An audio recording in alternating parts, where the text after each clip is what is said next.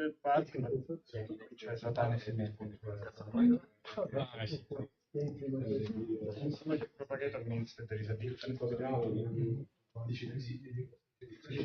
And the infrared direction in the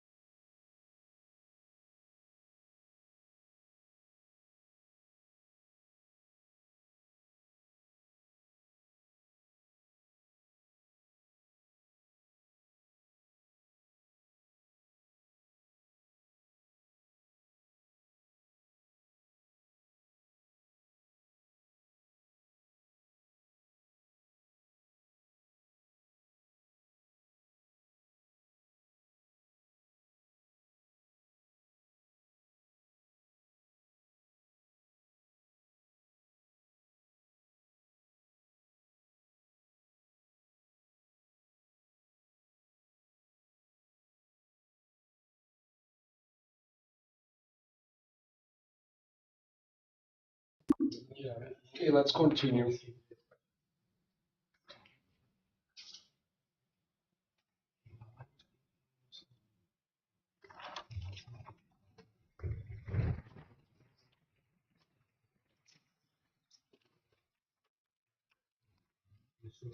So,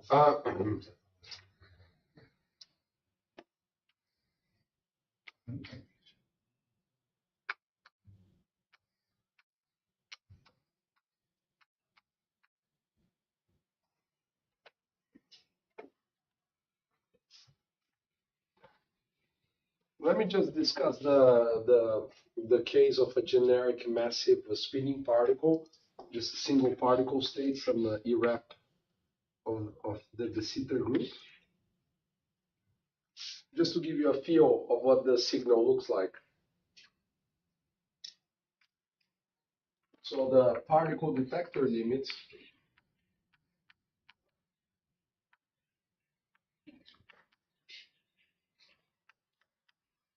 it's called the squeezed limit, because you need to correlate, you squeeze the triangle. Okay? Squeeze limit.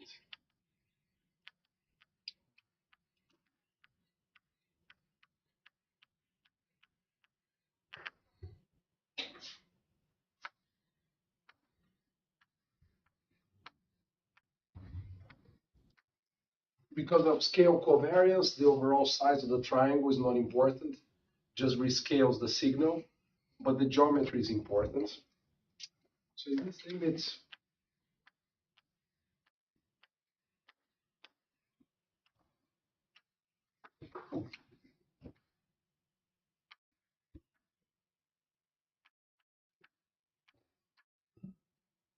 this is the scaling behavior, 1 over k to the 6.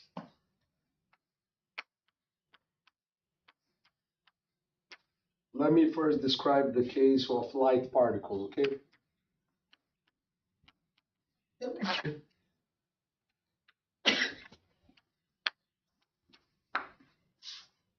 Theta, this angle here. And delta is the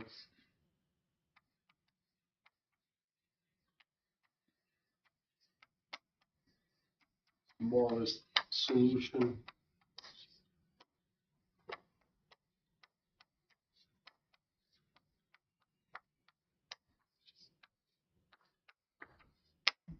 okay.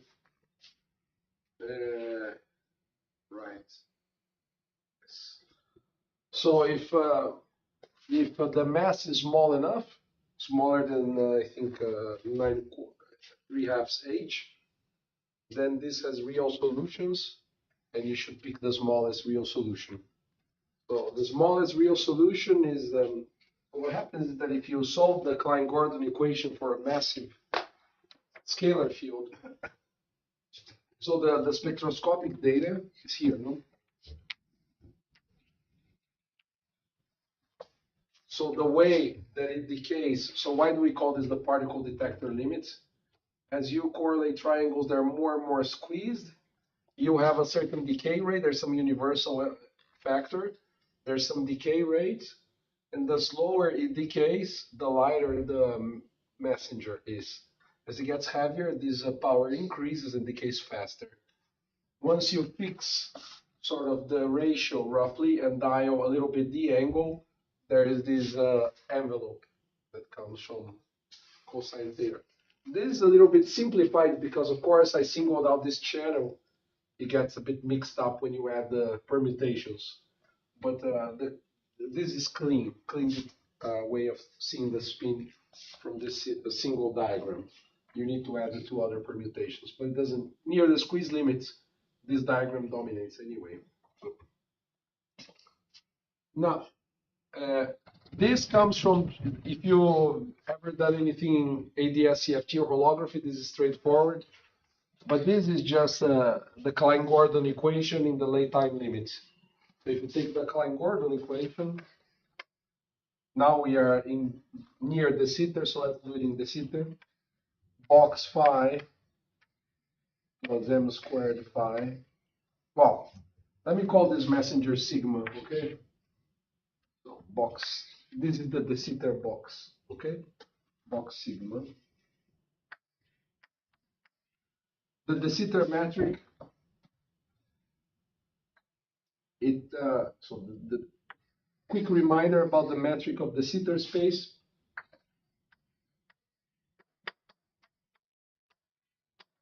It's an FRW spacetime, so,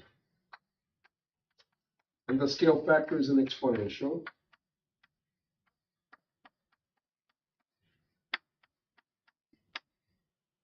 It's useful to, then t is real. Then it's useful to go to conformal time to make it clear that it's conformally flat. So if you do a little time redefinition, conformal time is -1 over AH. And then this is minus the eta squared plus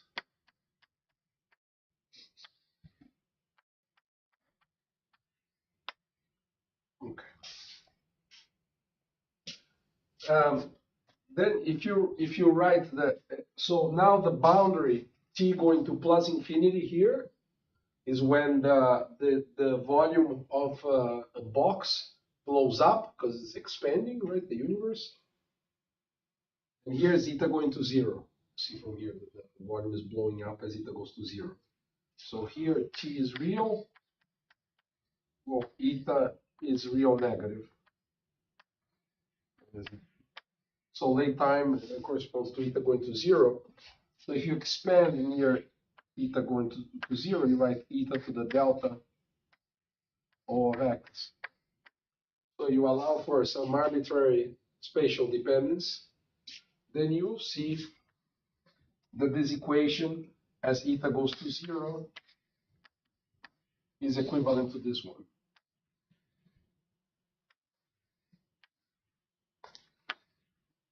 Okay? So it's just the late time expansion of the Klein-Gordon equation. It's called Pfefferman-Graham expansion if you study this in holography. Actually, even before Pfefferman-Graham, it was done by Starobinsky. I don't think this paper is very well known. It's quite a... Actually, Starobinsky wanted some sort of something analogous to what's called PKL. So near the singularity, space-like singularity of a black hole, you can write the most general solution of Einstein's equations, and it has this thing called PKL phenomenon, exhibits chaos, etc. So Starobinsky wanted to find a general solution of de Sitter wave equation at late times. So he developed this expansion near small eta. But then these mathematicians, Pepperman, Graham, they were interested in something totally different, which is conformal invariance, and they developed this Pepperman-Graham expansion, but it's the exact same thing. Starobinsky actually sculpted them. Okay, it doesn't matter that they were not influenced by Starobinsky. Anyway, so here there are two solutions. So there's the bigger one is called the decaying mode. It's called the decaying mode. They both decay, by the way. It's just that one decays not as fast as the other. Well, this one is called the growing mode.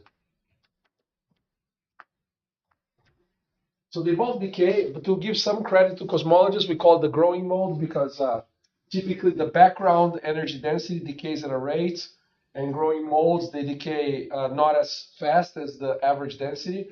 So it looks like the contrast is growing, right? Because even though both things are decaying, one thing decays slower than the other thing. So there we put the growing mode, delta minus. Now, this doesn't happen, for example, in ADS. I don't know who works in holography or string theory here, maybe, because there's a big group here too. Okay, but they don't care about cosmology by the looks of it, right? So,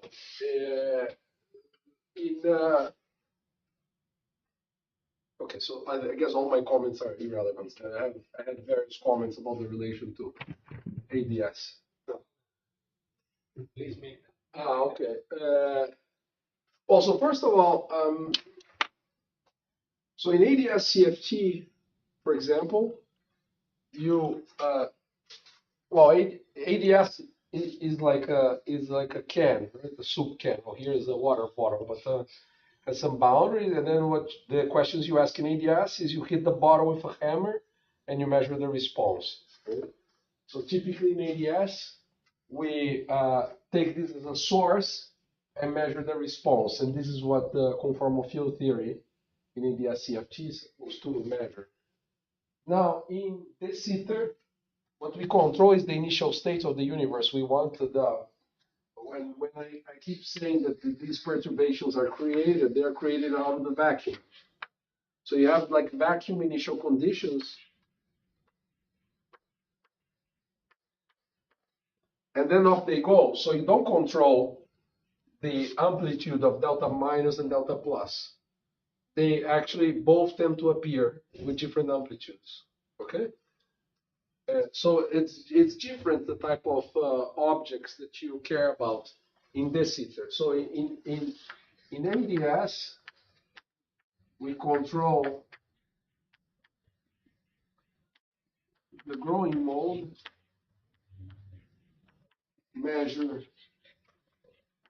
decaying mode. How many boundaries does GS have? What? My question is, where do you impose the boundary conditions, like the vacuum boundary conditions? As eta goes to minus infinity. Is there another boundary there? Or? Well, okay, if you look at the whole parallel diagram of de Sitter, so this is de Sitter, okay? Hyperboloid. Now, what we do is we work in flat slicing because inflation is trying to flatten the universe. Then flat slicing doesn't cover the entire de Sitter manifold. It only covers this half here. If you look at the Penrose diagram, it looks like this, and then the flat slices here of this form. And then what you want to do is you want to impose some sort of regularity as you reach this surface and you go a bit off the real time. You go a bit into imaginary time and you want fields to decay. It's a little bit funny from the point of view of the whole space-time. The natural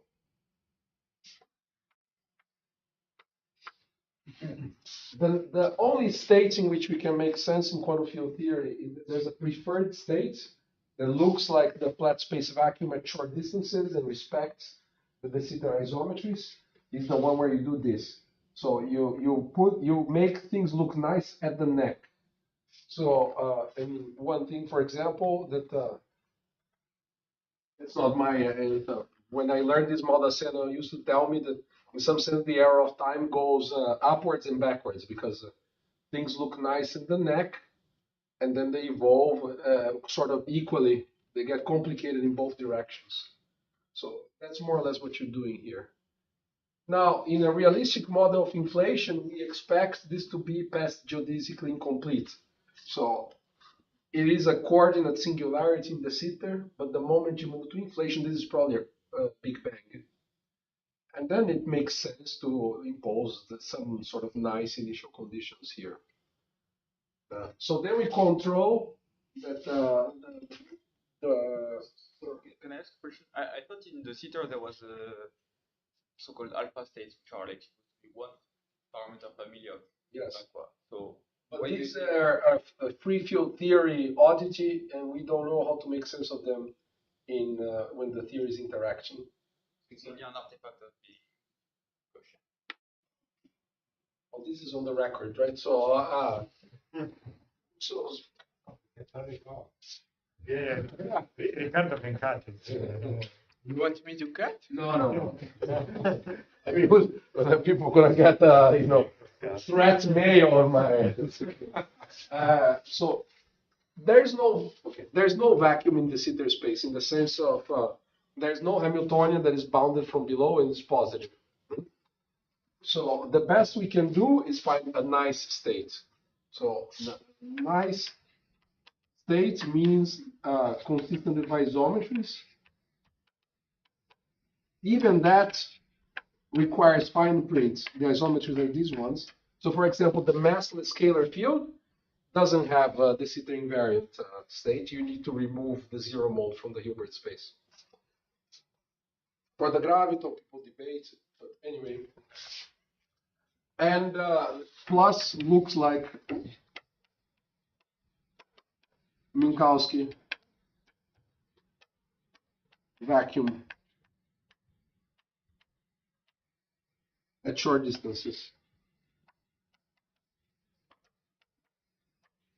So what you call alpha vacua there's a continuum of states that are consistent with isometries for the free field, but looks like Minkowski vacuum at short distances, only one of them, particular value of alpha, and this is called the Bunch-Davies vacuum. So when you solve the equation of motion in these coordinates, what happens is that you want the solution sigma. Let's say you work with a fixed, you go to Fourier space, and you work at fixed wave number, okay? So there's no time translation symmetry, so you just go to Fourier space in X, about K. Then what you want is that as eta goes to minus infinity, so what happens? So this K is not a physical wave number, it's co-moving wave number, because the physical distances are changing with time, right? So when you go to very early times, so there's red shift into the future and blue shift into the past. So things got so blue shifted, they shouldn't care that they're in curved space. So you want, when you write that the field operator to do quantum theory is A sigma classical plus Hermitian conjugate, you want to put here what you would put in the standard Minkowski vacuum, which is a standard planar minus IKE. And you even want to properly normalize it so that then AA dagger have the right commutator. And this choice is what we call the Bunch-Davies states. Nothing stops you from taking a mixture of positive and negative frequency. It doesn't say anything about symmetries. That's what's an alpha vacuum. Usually we like this state for quantum field theory for a better reason, that the vacuum of flat space has a positive Hamiltonian, and this is the choice that minimizes the Hamiltonian. I don't know if you ever did this exercise, but if you take the standard harmonic oscillator and you work in QFT language, a 0 plus 1 dimensional QFT, then the field operator will be an admixture of e to the minus and plus I omega t. If you write the expectation value of the Hamiltonian in naively what you would call the vacuum, what gets annihilated by the destruction operator, you find that the only way to minimize the energy is to set this to 1 and the other coefficient to 0. So that's essentially what we do. Now, this is what's acceptable and what gives reasonable answers for QFT in de Sitter space. Does it make me happy? No. But it's a bit in this area. It's a little bit like questioning quantum mechanics. You know, you can maybe towards retirement. I can think about it. But I spent a lot of my time thinking about it. If there is alternative ways, etc. But it's very difficult to produce interesting equations out of exploring beyond. So anyway, so if you try to, for example, how do you make sense of interacting field theory? Eventually, you need to do some epsilon prescription to do integrals, etc. So you see that you're immediately under trouble if you have any admixture here, because the epsilon prescription is supposed to make the exponentials damp, soften the integrals in the past. If you have a mixture of positive and negative frequencies, there is no epsilon prescription that's going to save you. So when people say there's interacting alpha vacuum, I think that in practice what one does is one does the computation in the Bunch-Davies vacuum and takes some admixture of the Bunch-Davies answer when you start flipping some momentum. Okay. Another comment about the alpha vacuum is that if you try to do what I just described to you, a bit of massaging of the Bunch-Davies answer, so usually spectacular modifications have spectacular consequences, and that's what happens here. So what you would find is that this correlator develops a singularity in the physical region. If you take the momentum to be collinear like this, the signal jumps, has a huge spike. What happens is that the denominator in the Bunch-Davies state, so this is the formula in this limit, but at generic kinematics we'll have terms that look like this. To a certain power, okay? So, and in the alpha vacuum, what happens is that you, one at a time, you flip the signs here. So when you have some aligned configuration, the denominator explodes. So that would have a spectacular consequence. You look in the sky and you should see that when three density fluctuations are aligned, there's huge correlation among them. And we have no evidence for it.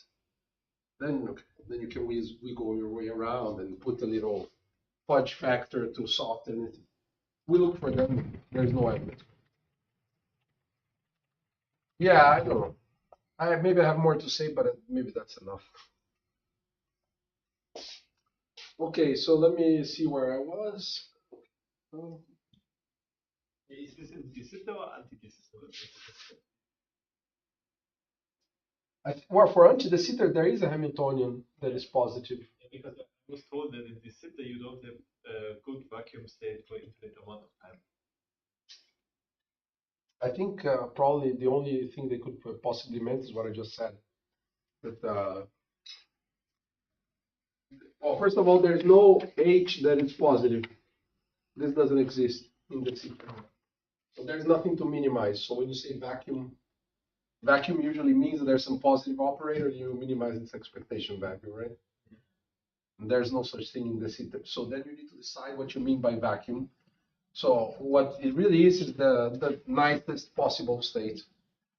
So yeah, this one, many nice properties. You can get it from various analytic continuations, and but you can quickly get confused by.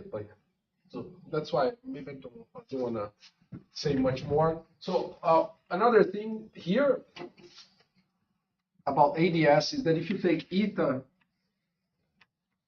to IZ and H to I are ADS inverse, then this expanding patch of the Sitter space analytically continues to Euclidean ADS.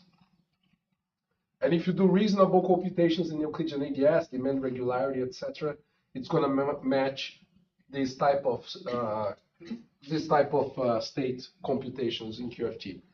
That's just because if you do this, this is just demanding that as you go down the ADS throat, maybe for minus sign, all you're doing is you're demanding that the field value decays as you go down the throat, so you don't have field values blowing up. Just demanding regularity. So this Bunch-Davies initial condition is equivalent to regularity on some Euclidean section. If you want to make sense of QFT, maybe in the whole space-time, you can try to analytically continue from the sphere, because the theta is just this manifold is just this minus x naught squared plus embedded in 5 dimensions.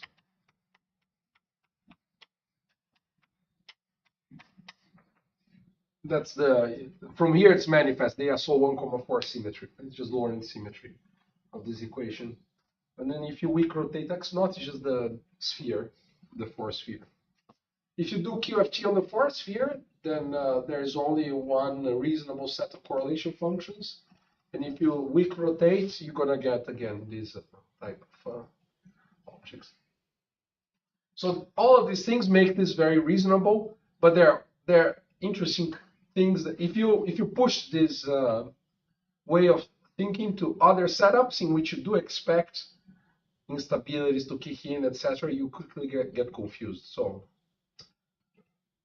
maybe I'll leave it at that. Okay. So those are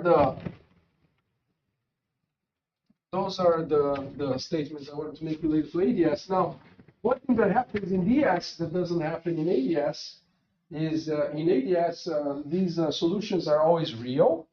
Because in ADS, because of that weak rotation that I just deleted,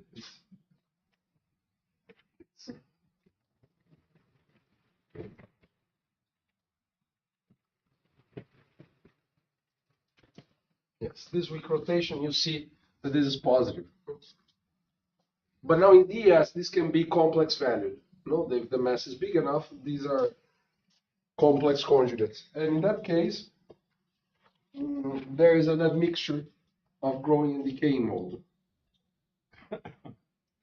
So let me show you what happens in this case.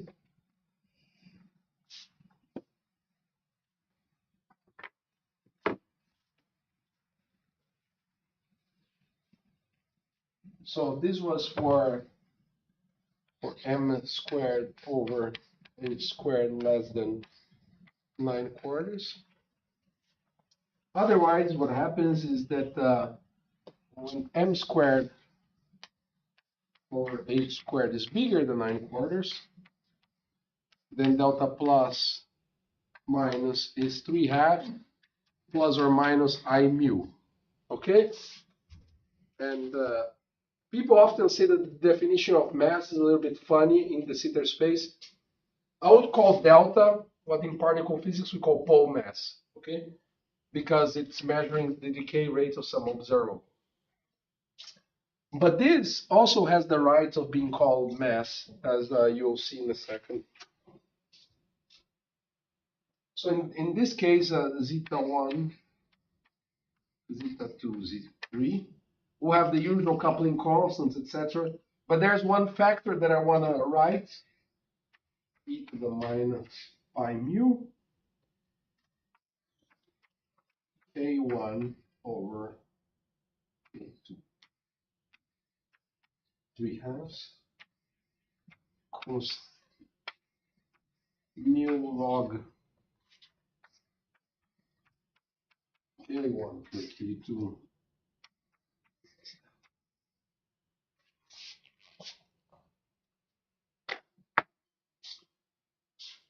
So, well, there's of course the Legendre polynomial for Pg. This doesn't change, but this is just because the two deltas compete with each other. So there's some oscillatory feature that appears. This decay rate 3/2 is coming from these 3/2 here. Okay, has to do with the fact that we're in 3+1 dimensions. This 3 here. And this is what we usually call Boltzmann suppression.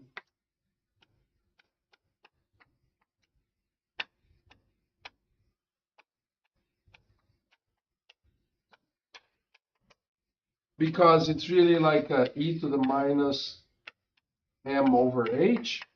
For a very large m, I'm throwing away the 3/2. No? Okay, if the pi is, it's really like m over TDS, where the TDS is the Gibbons-Hawking temperature.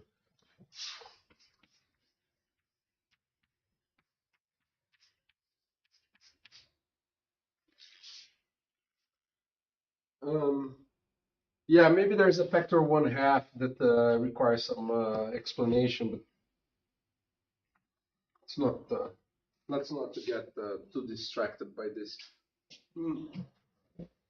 So this, you see, because the sitter has some period, the metric has some periodicity in imaginary time. There's an associated temperature, the fact that it has a cosmic horizon, which is the horizon temperature, and it suppresses the formation of very heavy particles. But there is some confusion sometimes in the literature by what mass suppresses the production of particles. And it's really, it kicks in the moment you reach what's called a principal series. So the representation theory of the de Sitter group is funny in that sense, because there's a whole range of masses for which the particle behaves as if it were sort of massless.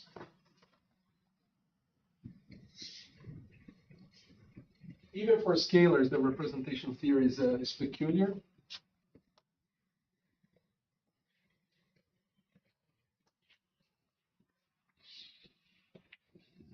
M squared over H squared.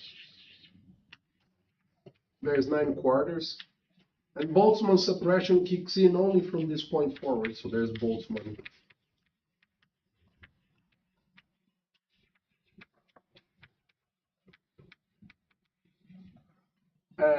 Then for masses less than 9/4, they in some sense behave like massless particles because there's no Boltzmann suppression.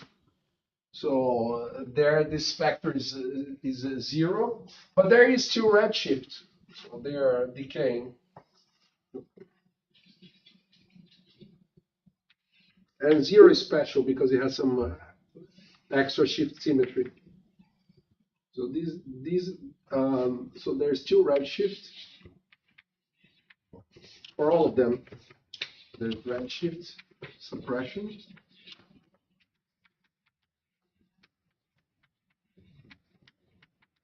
In the sense of all the solutions of the equation of motion have this eta to the delta, where if you wait long enough, the fact that the delta is positive is just making the signal decay.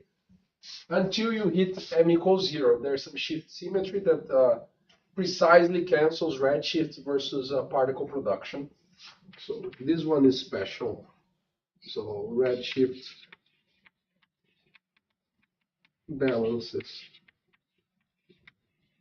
cosmological particle production. Okay, so something survives. So they have different names. This is called the principal series, the complementary series, exceptional series. Even for scalar fields, some tachyonic values of the mass are allowed. Anyway, there's all sorts of stuff. This balance seems like something delicate.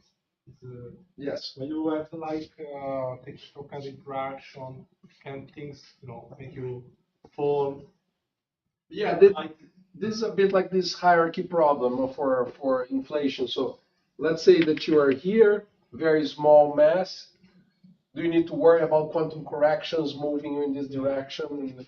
And typically we want to put this in the UV and then couple it to everything else in a shift symmetric way to not spoil the mass.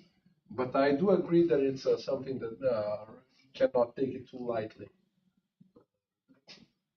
I mean, in inflation, of course, it's not exact de Sitter, and we don't want these number of e-folds. You don't want eta to go to 0 exactly, so you can live with small but non-zero mass. You just need the redshift not to destroy the entirety of the signal by the end of inflation. So yeah, just this is called the principal series. This is called the complementary series. And this is one member of what's called the exceptional series. And there is even some tachyons that are allowed. Anyway, so I don't remember all the details. So, yeah, this is interesting. So it means that you can produce these oscillatory features. So what do you see in the signal? If you take, say, an equilateral triangle and you squeeze it, if you dial like K1 over K2, and you plot the bispectrum, the 3-point function. I didn't say this is called the bispectrum, okay?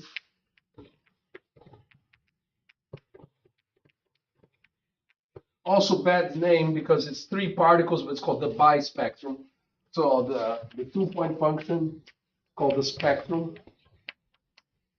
I guess you can guess. No, but this is called the bispectrum. And you guessed it. Bispectrum. Again, it's a historical accident of the local model. If you write that zeta equals pi Gaussian plus FNL pi Gaussian squared, then you will see that what you get for this 3 and 4-point function are products of 2 2-point functions and products of 3 2-point functions. Anyway, it's unfortunate. So 2, 3, and 4-point function. So the bispectrum looks something like this. So it, regardless of the messenger near the equilateral limit, these are more or less don't have much difference. And then I'm greatly exaggerating for pedagogical purposes. But if the particle is very light, then it decays rather slowly, the signal. And if the particle is very heavy, it decays super fast.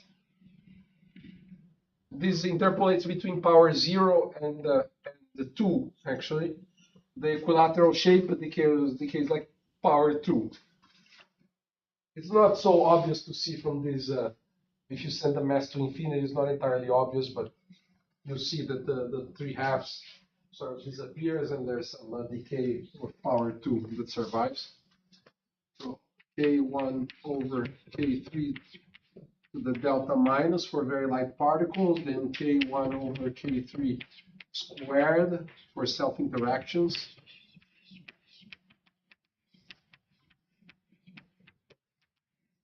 And then there's everything in between. So there are all sorts of different power law decays until you hit 9/4, at which point it starts to develop little oscillatory features, the signal. And I'm exaggerating the oscillatory features. There are oscillatory features in log, so you need quite a few decades to see the oscillatory features in terms of the data. So it's quite difficult to probe. I actually find the spin feature easier. There's probably a better fighting chance of probing it. But this is cooler for presentations, a more exciting type of feature to show. Can you comment? I mean, how general is this analysis? I mean, you have I'm looking at the figure in the corner. So the mixing, the linear mixing is fixed by the symmetry. What about the linear vertex up there? Well, if you change if you assume that the theory is almost de Sitter invariant, then all cubic couplings are more or less equivalent of the filter definition. Right? So, I think if you start adding bells and whistles, so for example, if you want to overcome this Boltzmann suppression, then there are all sorts of mechanisms in the literature. You switch some chemical potential, etc. That's the thing. So I would say, for example, I can imagine you have some operators which are more important than others. Is an organizational principle which you pick. Well, if the theory is near the Sitter invariant, you write more or less the only cubic operator, right? Otherwise, you need to develop the proper EFT and do power counting of the output. Then there maybe you can appeal to symmetries to forbid some operators, then again you need to go to another one. Can you play around in a natural way, or this is it's nailed, this is it? No, I don't think it's nailed. I'm under the umbrella that the sitter symmetries are very good, very well respected by the perturbations. But No, I could have other symmetry that forbid a certain operator. uh, Not symmetries. you mean like flavor symmetries and Not space, no? I can have phi cube, I have phi to the fourth, I have d phi to the fourth. yes. One takes shift symmetry, the other doesn't. So phi to the fourth is forbidden, even though it's more relevant, it's marginal, and d phi to the fourth simply forbids. Yes. So the prediction are totally different. And on the same footing with respect to natural. Yes. So is this something you can play, or I think you can, but for near the sitter and shift symmetry, this is already wired in this analysis. So here we put that there's almost the S invariant. If you were exactly the S invariant, it's too much of a good thing because it forbids the linear mixing. So the linear mixing is so it's the minimal sort of breaking of the sitter symmetry. You should think of this as a 4-point function with a very soft insertion. In the soft insertion, there's a very long wavelength background mode that mimics slow roll inflation. So this is like a little umbrella of slow roll models that descend from a de Sitter invariant theory. And then on top of being de Sitter invariant, we are further assuming that this external field couples in a shift symmetric way to the perturbations. And that's what comes out. But there are other mechanisms. For example, if you want to change the dispersion relation of the inflaton, you put a new scale, the sound horizon.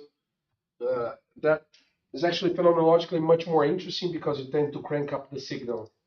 Then you need to go back to the drawing board. I was asking the spirit of what you said this morning. The theory maybe strongly count some unknown trivial feature. If you have in this case, you sit there. Yeah. Isometries doesn't matter if it's strongly count. If it's No, I think that the best way to approach this is to develop EFT of this perturbation. So the only thing you assume that the sitter picks a preference, the inflation, not the sitter. Really, inflation picks a preferential slicing of space-time, the slices of constant energy density. Then you think of this as some Goldstone boson, and then you write all couplings and do power counting. And this is more or less what's done in this EFT of inflation. Then you need to develop the EFT of inflation with extra sectors. Sometimes these extra sectors are pretty boring from the point of view of symmetries. Sometimes when the particle has spin, you need to be more careful. And yeah, but this has been done. Now, for these strongly coupled sectors, I don't think it's been done systematically. We just took more or less the EFT operators and did very simple couplings to the strongly coupled. We coupled to the scalar operators, so maybe there's something more interesting, more systematic to be done there. Well, let me say one more thing about phenomenology of these correlators, and then I'm going to switch gears.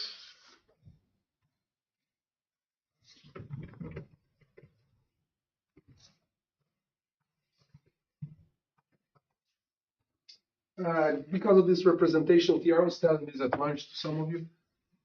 This is a bit of an oddball curiosity, okay?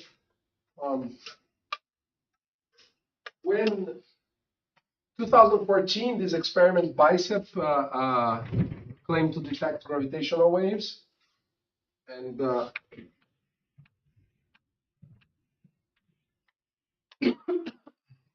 today all we have are bounds. This is called R. It's called the tensor to scalar ratio.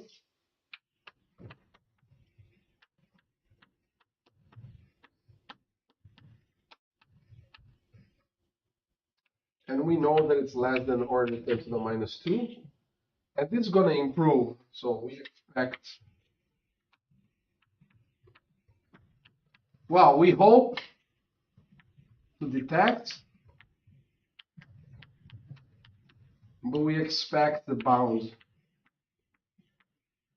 to improve by a factor of 10.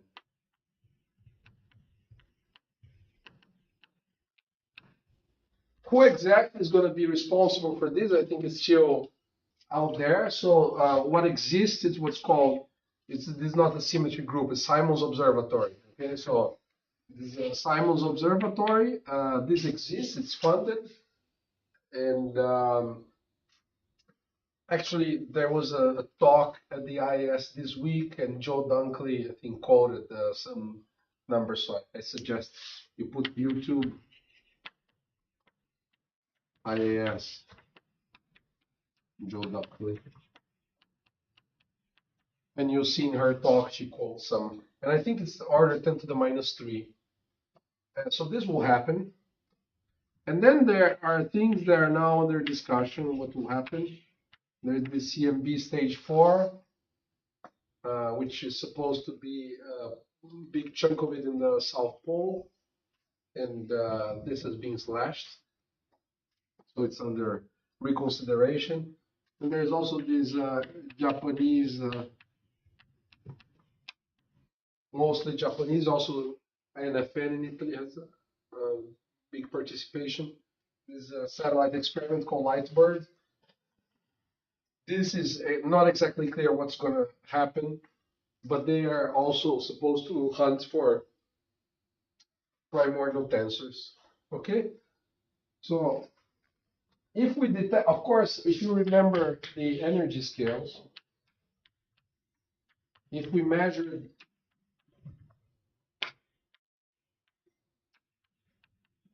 the tensor modes, then we'll know the Hubble rate in Planck units. And if we measure something, it really means that this is not extremely far from this. So if we see anything, that's a big if. But I've been attacked many times by making a strong claim, so if we see anything, then Hubble is huge. And it's potentially of order 10 to the, let's see, 13.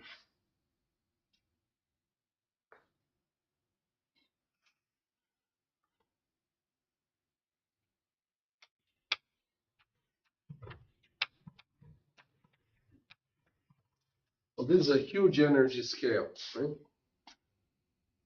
And of course, then it makes this whole particle physics, particle detector business during inflation much more exciting because you're close to, I don't know, some God scale, or you're what 5, 6 orders of magnitude away from the Planck scale. So, for example, one thing that there are not many string theorists, but maybe they can watch on YouTube and get irked or excited by what I'm gonna say. So, string theories, it's fashionable these days to say that inflation is inconsistent with string theory. So that I think seems a very strong claim because we don't really have a lot of tools to address this problem. Now, before the birth of string theory, there was a well-posed question about scattering amplitudes, for which Veneziano found an answer, and then string theory came out of that. I believe that there is a similar type of question about cosmological correlators, for which whatever, either one proves that there is no correlation function with a certain list of properties, or if someone proves it, then it's again Veneziano, but in the sitter. Okay? And well, that would be, I'm sure it would be an extremely interesting correlator to look for, because you would obviously involve all sorts of higher spin resonances, etc. And you could dream that if string theory has anything to do with the real observable world, then maybe the string scale, you need to squeeze in, KK scale, like a SUSY scale, like everything needs to be between here and the Planck scale, right? So you could hope that the string scale is very close by. So you could imagine a scenario in which the theory is still weakly coupled, but all the stringy states are excited. And the string is weakly coupled and participates in the. In other words, you would compute this diagram here, where you exchange the world sheet of the string.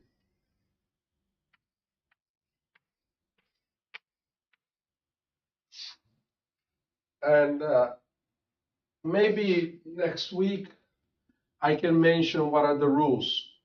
Okay.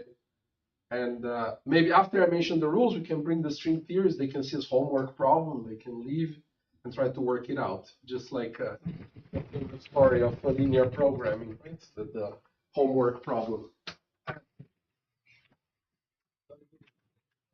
Imagine that, I mean, 10 to the 3 GB is a large number. For example, if I have a Suzy breaking scale much lower, wouldn't still the lightest particle, the model be leading in all these effects? Well, Is it the mass leading I, drive the then I think it's a question of how the inflaton couples to the standard model or couples to maybe it's a model building. It's model dependent probably. I'm not sure there's some universal story. You want to restore Suzy way before hitting the string scale. for example, you have the decay factor due to delta minus, the relative decay factor to the particle that its super partner will be down by the Suzy breaking scale. Let's say the Suzy breaking scale is much smaller than h squared, it wouldn't matter much. Well, also the super partners would appear for this type of observable at loop level, right? Because they're fermions, so they get they appear in a different guise somehow. You need to do sort of Charlie-Lemon decomposition of the loop, etc.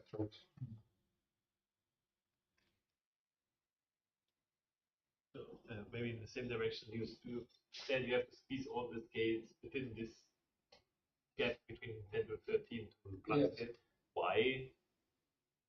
Why cannot there are other scales in nature, or also string scale, or Suzy scale like much below? It can be, but we have. I mean, of course, if we solve the hierarchy problem, then yes, but it could very well be that the Suzy scale is somewhere in between here and here. Yes. But I'm just using this desert hypothesis that there is no new physics in colliders and the next new physics at this high scale. But I think it's related to Brando's question. If you put the Suzy restoring scale somewhere here, I just meant that probably I'm assuming that if inflation is the right framework, then string theory kicks in after, because it's a four-dimensional effective theory, and then things like KK modes, stringy modes, alpha prime corrections, etc. They'll appear somewhere here in between, and it's a fun speculative exercise to imagine what the bispectrum would look like if you exchange the whole tower of stringy modes here. That's the only challenge I'm posing. You can forget about world sheets and no goals in supergravity, etc., and just try to find if there's a correlator that has a certain set of nice properties. Somehow, the Veneziano amplitude is nice because it has a very soft high energy behavior. It's not that you're looking for a string theory. You're looking for an amplitude with very good high energy behavior and unitary and from a local theory, etc. So I'm just saying that one can pose the same challenge regardless of knowing that it's related to string theory, etc. Try to solve this challenge here. And maybe one more. So when you say, okay, we measure, maybe we find something, and then you said, okay, then we can use from this measurement that the H has to be 10 to the 13 GB. So when you say that's the number, what we get out of it, so what do you assume there? Is it like that you assume this to get this number that there is this desert? No, I assume that gamma, the typical gravitational wave fluctuation, is of order h over m Planck. That's the only thing that one needs, because this. Remember that this is order 10 to the minus 5 squared. So this would be order 10 to the minus 6 squared. So it just means that h is 6 orders of magnitude away from m Planck. So remember that the scalar perturbation. It would change if you put this EC scale instead of the Planck scale. Well, okay, if you want lambda UV gravity.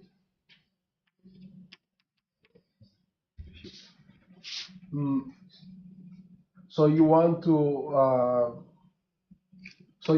put a bunch of new degrees of freedom somewhere here and lower the cutoff. Exactly. So how would then this number depend on this number of degrees of freedom? So 10 to the 13, how would it depend? I think it's just saying that h is 10 to the minus 6 lambda UV.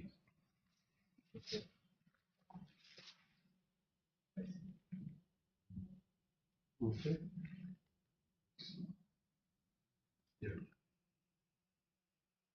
So would a measure of this tensor to scalar ratio coupled with bounds on the, I guess it's the bilinear coupling, the bilinear observable, give you a bound on the inflaton mass?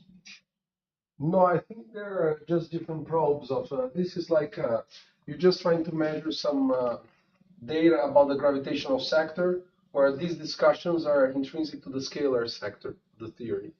So here you're just measuring the typical size of the gravitational fluctuation.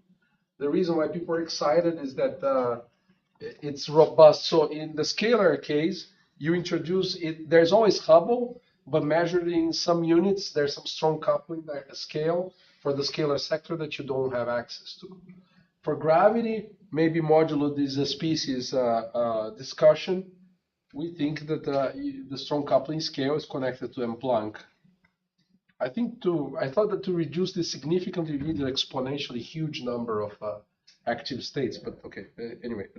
Whatever the strong coupling scale for gravity, which we think is connected to M Planck, this we know, so there's no fiddling. So that's why measuring gravitational waves is a robust probe of the energy scale of inflation. So that would give us an actual measurement of H. I mean, never mind that you're measuring gravitational waves from the whole universe contorting, etc. That's kind of cool on its own, I hope. But these bounds on primordial non-Gaussianity are more about self-interactions or interactions of the scalar sector with new physics. Okay.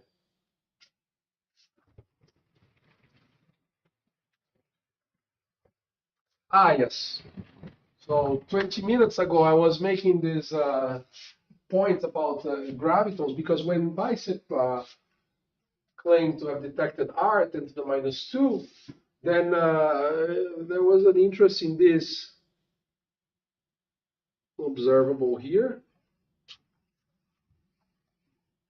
Let me clean up the board.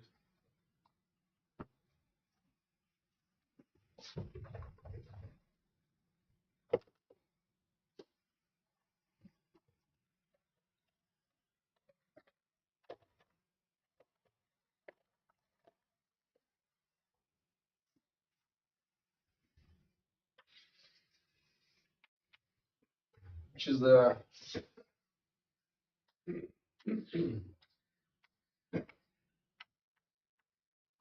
and then you would naively say, oh, this goes like 1 over K1. So you need the messenger, of course.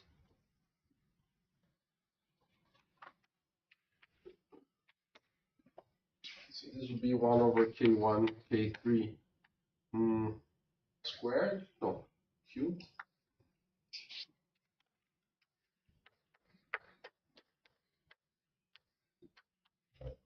Now there's some, I don't remember, there's some beefed up version of Legendre with some generalized or whatever it's called, the 2-index Legendre, 2J. It's really the helicity.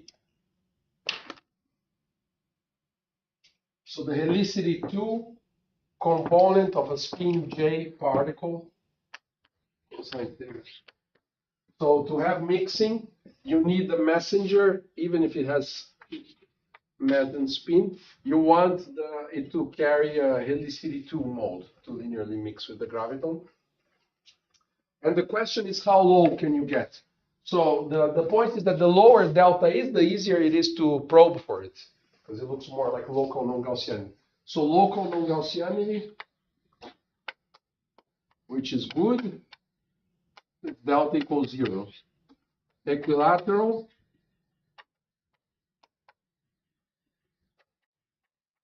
no good, delta equals 2.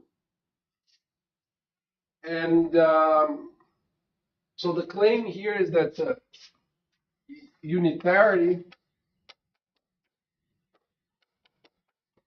forces delta bigger than 1. So in the scalar sector, if you add an additional messenger, very light,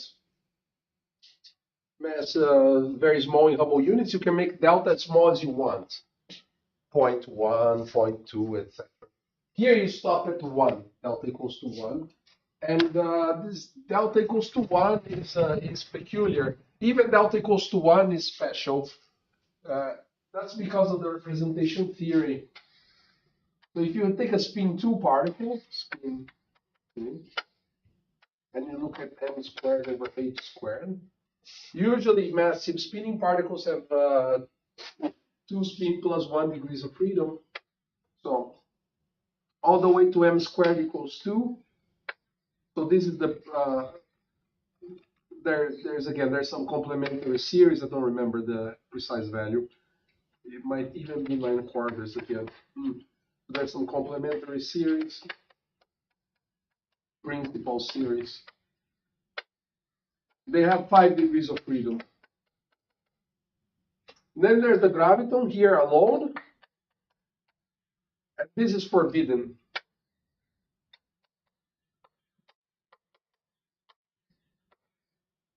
That's very strange. Okay, so there's a gap. And at m squared equals 2, the longitudinal mode decouples.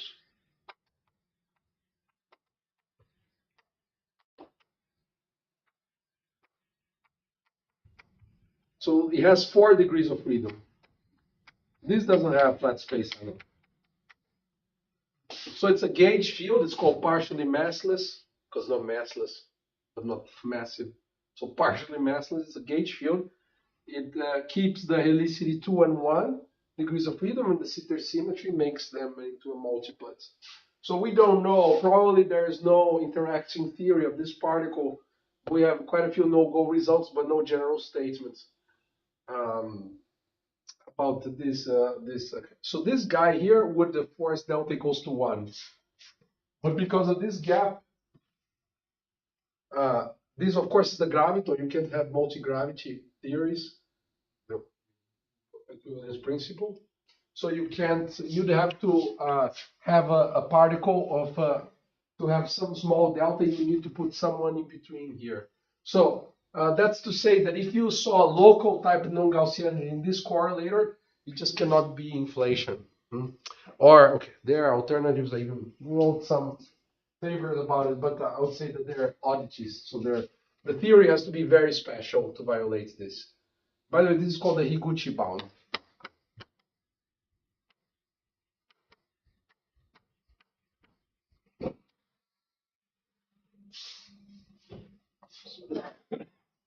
This is another funny feature of a group theory in the Sitter space. So I think at higher spin, the story repeats itself. So at spin 3, then there is 7 degrees of freedom. I don't remember the values, but then there's here there's 6 degrees of freedom. Then there's a single mass 4, and then massless squared equals 0. That's 2 degrees of freedom, and it keeps repeating for every spin. So they're called partially massless fields.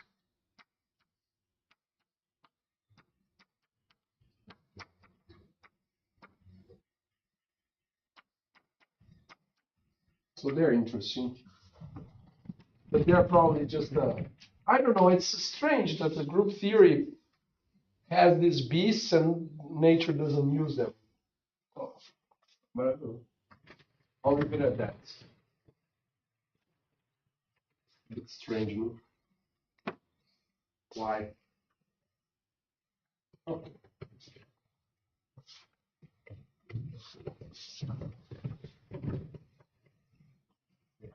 How robust is this?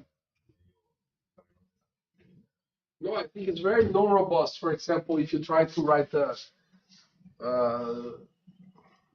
there is some work in trying to write these theories in FRW space, and you need very special FRW space. But you can look at Kurt Hinterbichler's papers. I think he tried to extend them. There's no. No, I think that it's a rather rigid structure. It's not clear.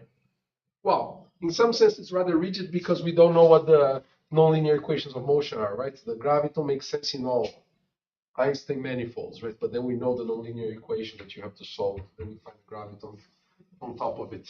So I think the two things are related. The lack of interacting theories with the rigidity of this Lagrangian away from the center. Okay, so how do you compute this? So I think this was mostly entertainment so far, right? It's like physics at the bar. Which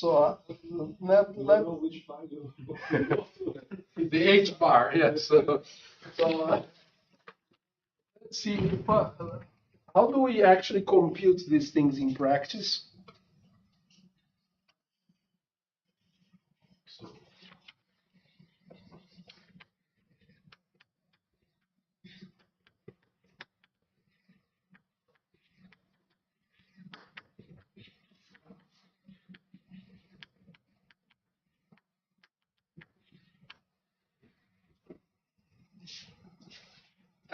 I mean, I will give again an overview at the level of bar conversation, and then I'll explain how to do the Gaussian part, because before doing non-Gaussianity, we should do the Gaussianity, the 2-point function.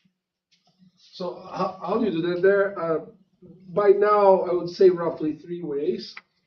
One is, so we were saying that these are quantum mechanical expectation values. So we went from ensemble average, right? Delta rho over rho bar.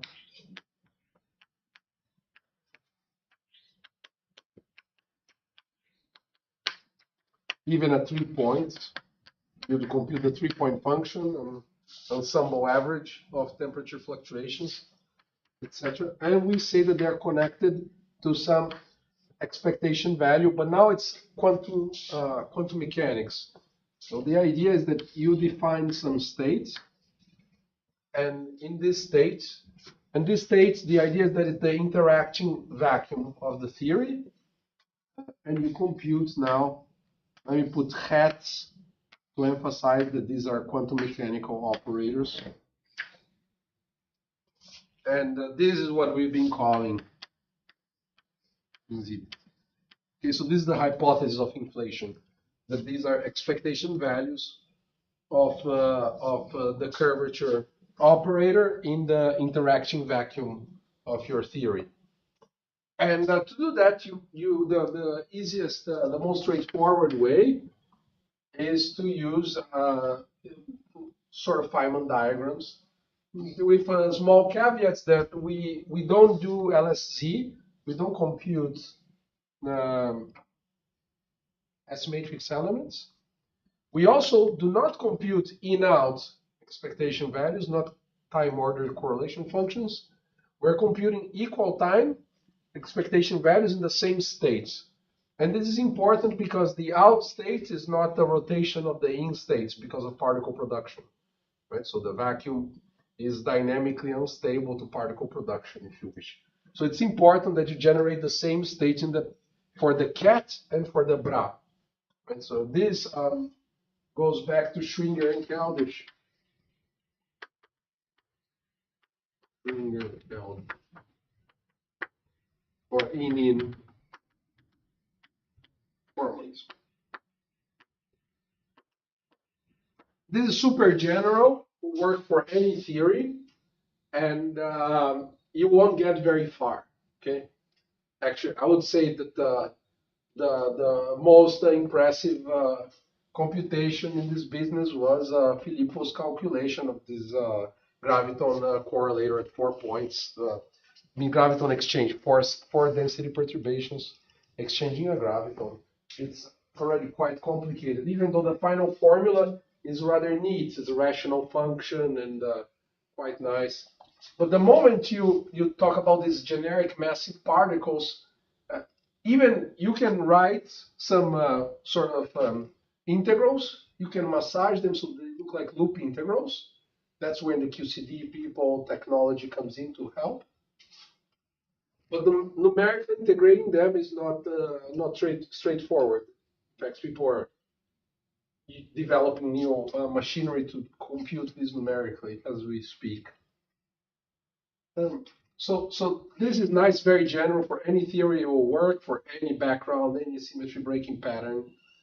And it really gives you the observable. It's a very simple adaptation of Feynman perturbation theory. The only difference is that you now need, so you go to the usual interaction picture. So the steps is to go to the interaction picture a la Dirac.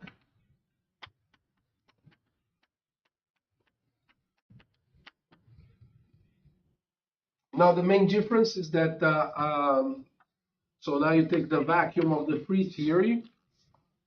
These expectation values of the fields are inserted at the equal time with towards the end of inflation as eta goes to 0, okay?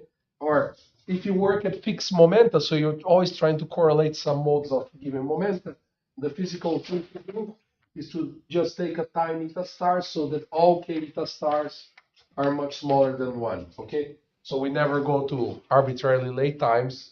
We just go to late enough time so that k eta star, we compute this at some eta star, such that for all momenta being correlated, k eta star is much smaller than 1. Okay? All this means is that the physical wavelength, if you translate this to language that normal people can understand, it just means that lambda, the physical wavelength redshifted so much that it's much bigger than the intrinsic scale of inflation, which is the inverse Hubble radius. Okay? Actually, when the small jargon that is common to cosmologists is the k eta equals 1. We call this horizon crossing because it's just when the physical wavelength becomes of the order of the Hubble radius.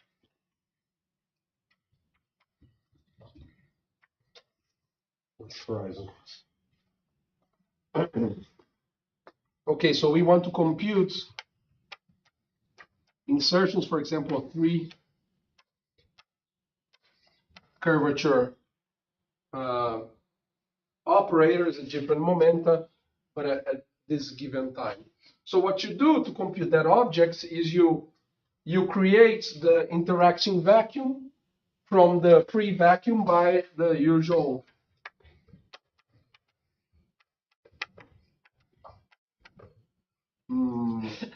Dyson type of operator.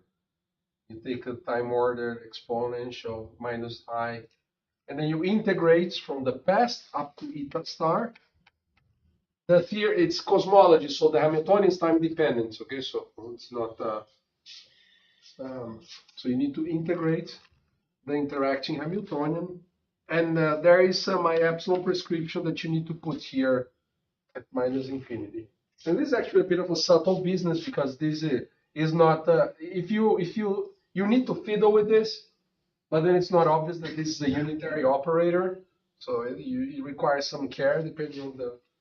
Okay, this is a bit for the aficionados, but anyway, so you do some I epsilon prescription here in your time integral, and that's you go into imaginary time to select the interacting Bunch-Davies state. Okay. If you think too hard about this, you're gonna start having the same confusion that we had when we were discussing vacuum. But it works. just works, just mathematically works. You're kind of trying to describe what would be the analog of the Bunch-Davies vacuum for the interaction theory. Then you insert your operators. But now you need to create the same states for the bra. So what you do, you have to do the anti-time ordered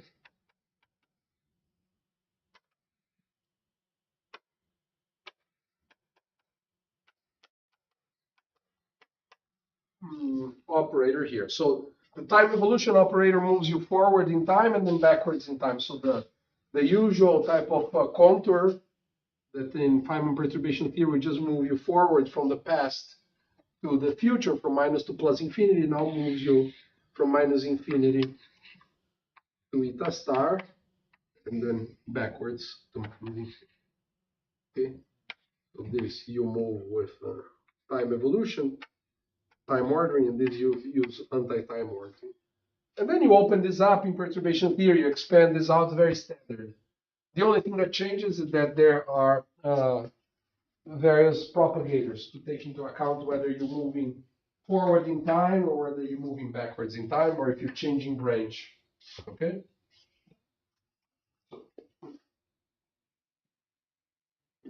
The actual propagators are described in all of its gory detail in the notes of Bauman and Joyce, which I'm happy. It's a bit like watching paint dry to do it on the board, so it just I can draw the diagrams, but it may not bother you with showing all of the propagators, etc. So, for example, if you want to compute, let's say that there's just some cubic interaction, okay? Let's warm ourselves up with some toy example.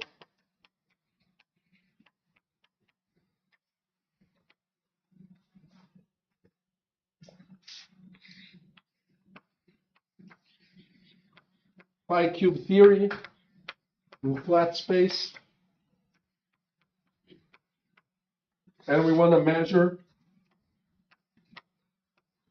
K1 at time 0.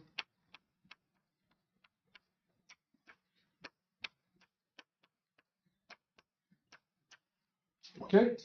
Say we want to just measure this operator. It's not an amplitude, it's not a time ordered correlator. We just want at time equals 0 to insert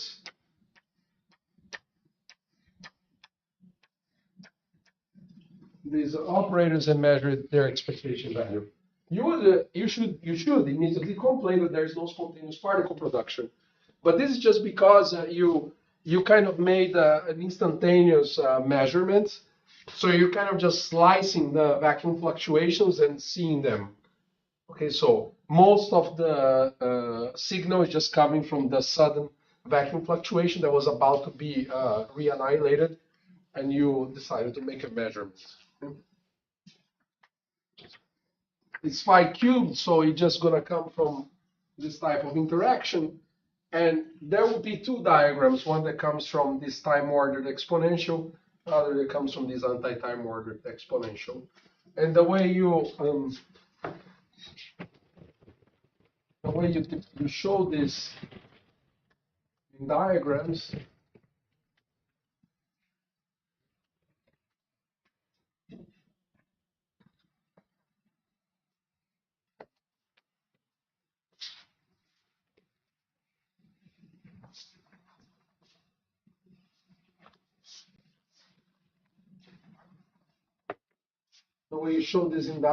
is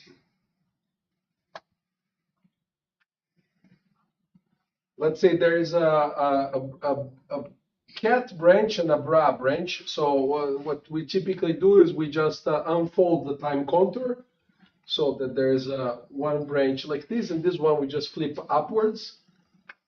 So there will be two diagrams. There's this one plus this one, okay?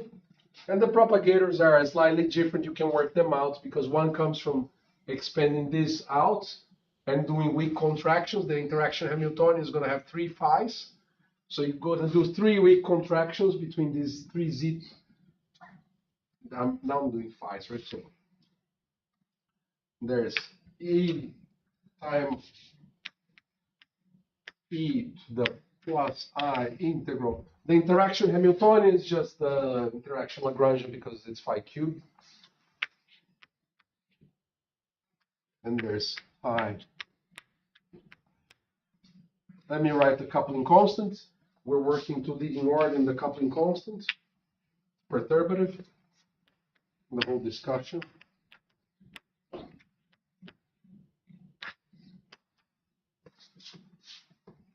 course, these are operators.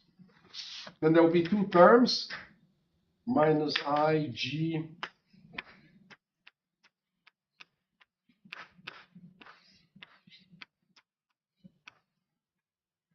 plus IG.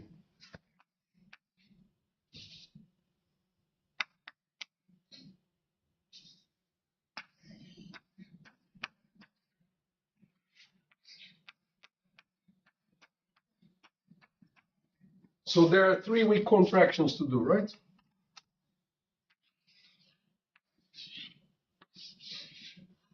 And so on. So they'll give rise to these 2 diagrams here. Okay. So how do you find?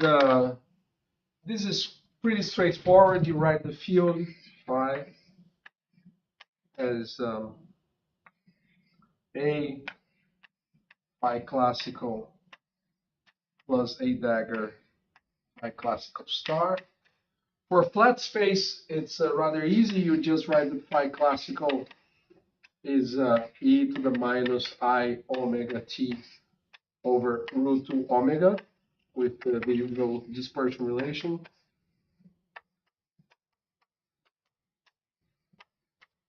For a massive particle, let's say that it's a massive particle, so the Lagrangian.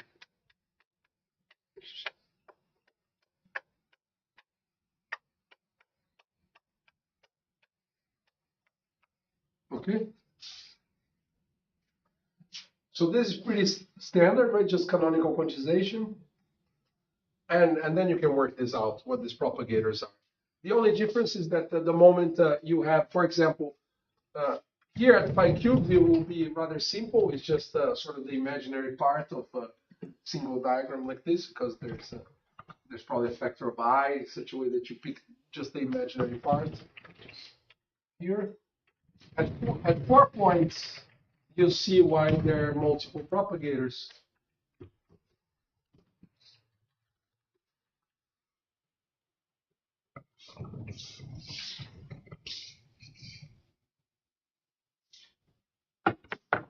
So at 4 points, what you would think? So you're trying to correlate now 4 points.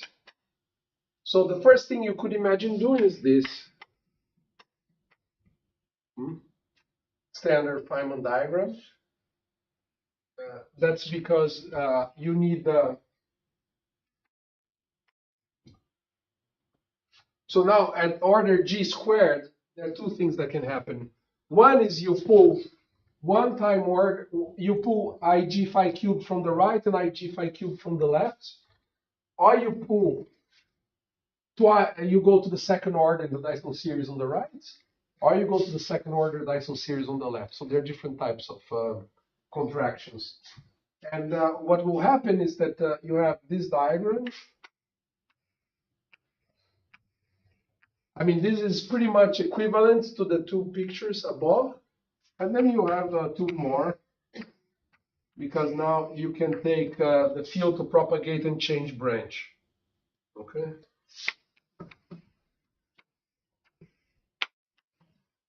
So that's it. So now there are 4. These are the operator insertion. This is just that the propagator changed branch. There's no insertion here.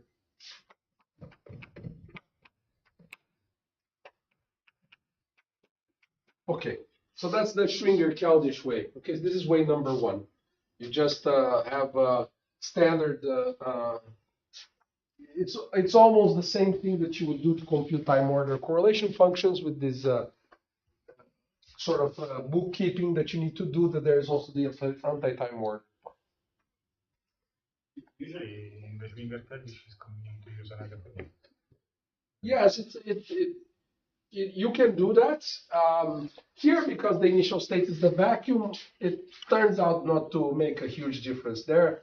I think the Scaldish basis is usually clean because it separates what comes from the initial state and what's real propagation just from causality, right? To make causality manifest. Here you can do the same, the Cavendish rotation, but I don't think in practice you gain a whole lot for this type of vacuum expectation values. Do you distinguish propagation from? Yes, yes. There is a way of distinguishing classical contributions, which are just. Yes, no. For this type of analysis, I totally agree that this is useful. And yeah. So this is way number one. Okay. There are three ways. So this is just a description of way number one. I'm going to show you some answers maybe next week. I'm not going to teach you how to do this like right now in like a few minutes. Any more questions about the Schwinger-Keldysh way? There's a second way which is very much similar to what people compute in holography. I guess I was using an arrow.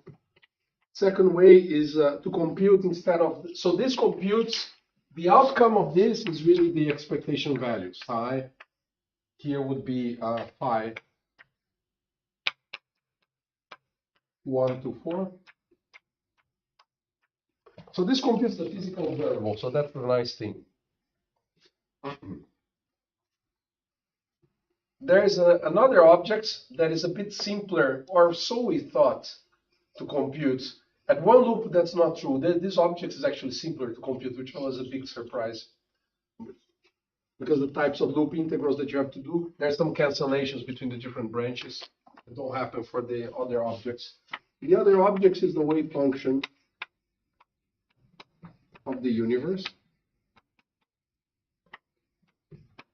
I mean, we work on rather boring universes, so it's not like a big deal. It's just that we compute the wave function on a fixed time slice for the field configuration.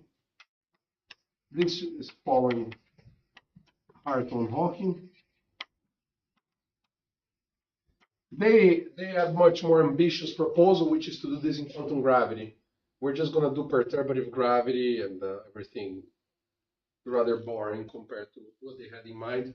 But when you do perturbative gravity, what we do here matches their philosophy, okay? Which is not surprising because they were guided from how things work in quantum field theory. So here, what you want to compute instead is the Schrödinger wave function of the universe. So this is like it's an exclusive sort of observable. So here we were controlling the initial states, and off it goes. So remember the discussion of ADS-CFT. In ADS-CFT, we control the growing mode and measure the decaying mode. In the sitter, we control the vacuum, or we assume things start in the vacuum, and at late times you have that mixture of growing and decaying mode. You don't have control over them. Now you can ask the type of question: what happens if I control the behavior of the growing mode at late times? And that's what this wave function. This is psi. This psi has nothing to do. This is the vacuum. This is the wave function, the wave functional of the vacuum state in the field basis. So now at eta star, you would like to find some C number field phi. Okay. So now you take your favorite field configuration, phi of x, and you want to find in the vacuum state of the interaction theory, what's the amplitude of probability to have the field configuration phi of x at time eta star. Okay? So this you compute by a rather different way. So this you compute by path integral. So you would compute it by, let me move this picture. You're in the vacuum. You try to fix some history, and you try to find the amplitude for in the vacuum to end up with some. What's the probability that if you make a measurement of the field value, the field distribution at some time eta star, that you find the configuration phi of x. So you do this by path integration. So you integrate over the yes, I just explained this in PISA and it caused major confusion. So let me try to do better. So let me call this var phi. Var phi is the bulk field that depends on eta and x. Now you path integrate over all var phi's e to the is, the action of the theory, with the boundary conditions that var phi at minus infinity and x goes to 0 in the right complex direction. So you want to move away from from real time. You maybe do some little weak rotation. So you sum over all field configurations. This of course depends on phi. And you want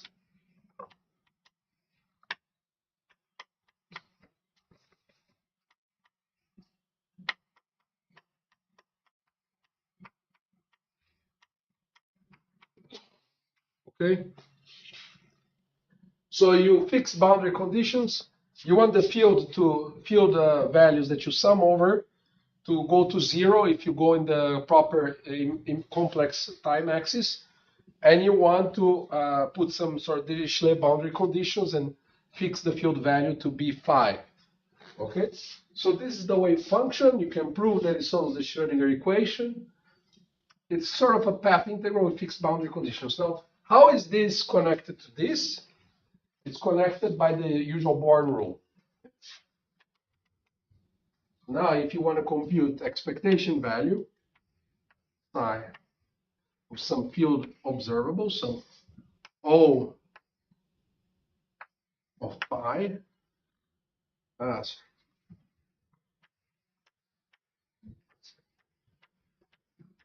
then you use Born rule, which is again a path integral here, but now you're path integrating over phi.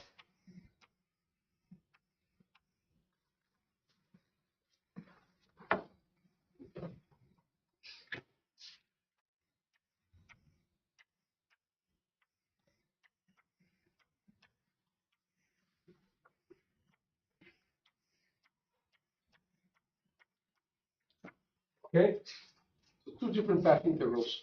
One is a four-dimensional path integral. You integrate over all real-time configurations of the field var phi, which takes values in time and space, and you integrate e to the is. Then this is just the Born rule beefed up because the arguments of your wave function is a field, not x. This is just the Born rule. Okay, just these are different path integrals. This is the path integral over some three-dimensional field value. Well, it's four-dimensional. Yeah. So here everything is Lorentzian. Right? Yes. I thought this kind of proposal was like prepare the stage, we're going in Euclidean signature and like No, the Hartle-Hawking proposal is what plays the role of this is to consider field configurations or metrics that eventually give you compact manifold. Now, for very symmetric spacetimes, the saddle that controls the path integral has some Lorentzian section, and then this no boundary proposal in the past caps it off with some Euclidean region. But this is a feature of very special. So if you were to compute this wave function for the vacuum state of the sitter, some quantum field in the sitter in global coordinates. So now let's say that you're on the sphere, not on the plane as we've been. You fix the phi of L's now. You're on the celestial sphere. Then the saddle is such that it's sort of Lorentzian. And the moment you reach the neck of the sitter, you go into the complex. You go into the Euclidean section, and then it caps off into. But the proposal of Hartung-Hawking is that you should just sum over all complex metrics for which the manifold that you sum over has no boundary. But I mean, for quantum field theory in a fixed background, this prescription sort of matches.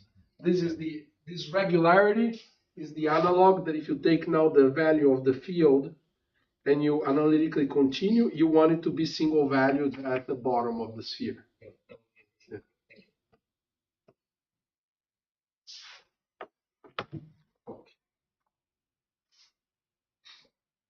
Very nice. So the wave function we are humble people. We are doing perturbation theory. So this wave function is nearly Gaussian because it's almost free field theory, some particles, etc. So we have a nearly Gaussian wave function. So we can expand this Born rule around the Gaussian form of the wave function. That's to say that if you write the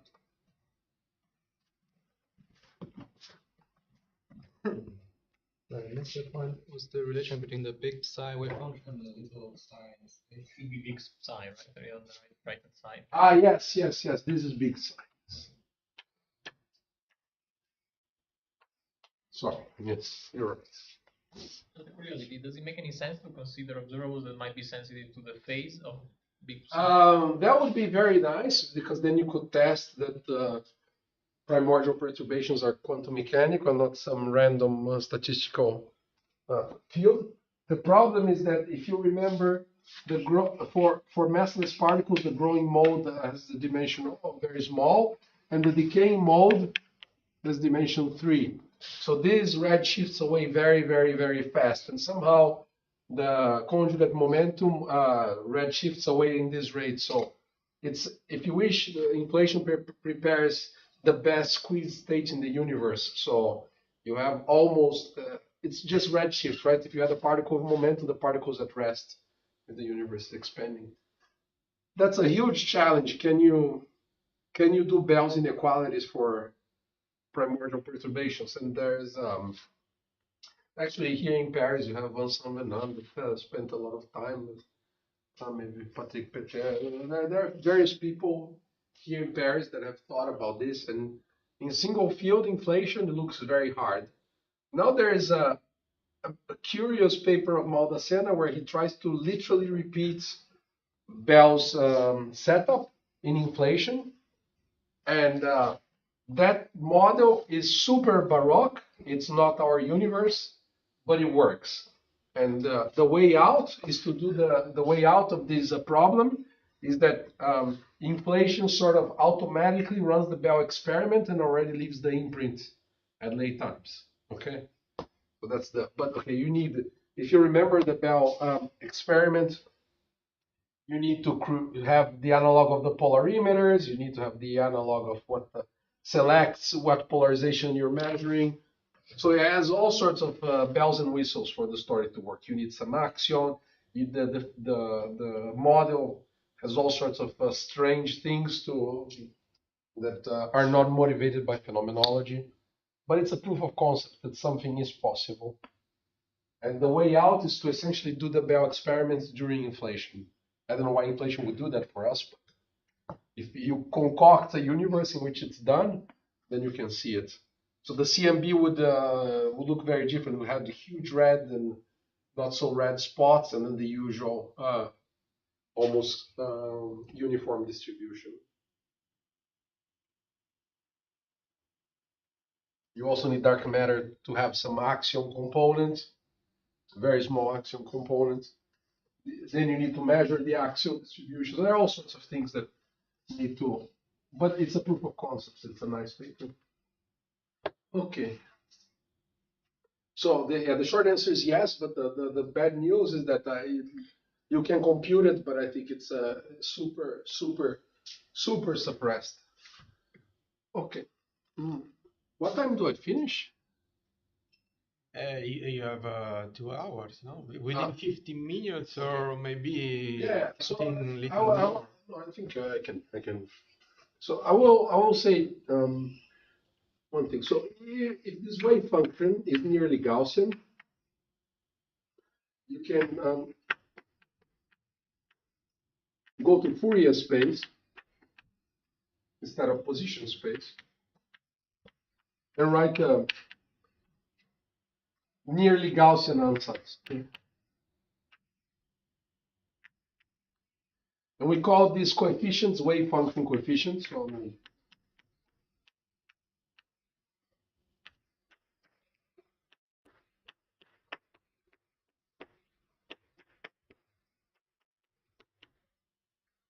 maybe there's a minor name.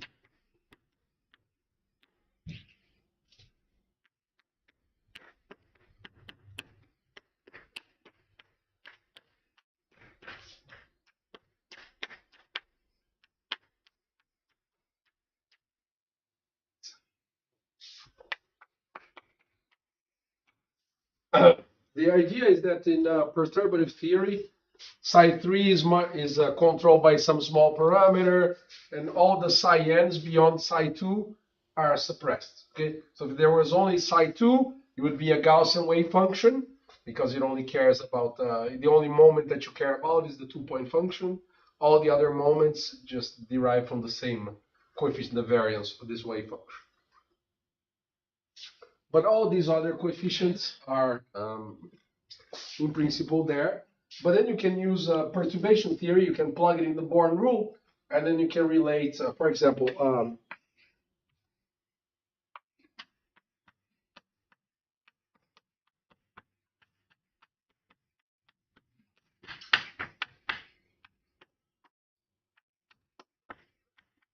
so what happens? Let's say you want to compute this 3-point function. If you were a Gaussian wave function, it would be 0. Then what you can do is you can expand this out to leading order, right? You need to take mod square of psi.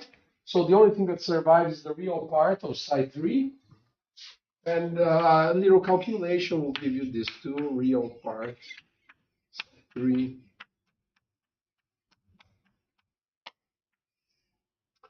And here, because of translation invariance, it really is, I mean, this as a delta function, okay?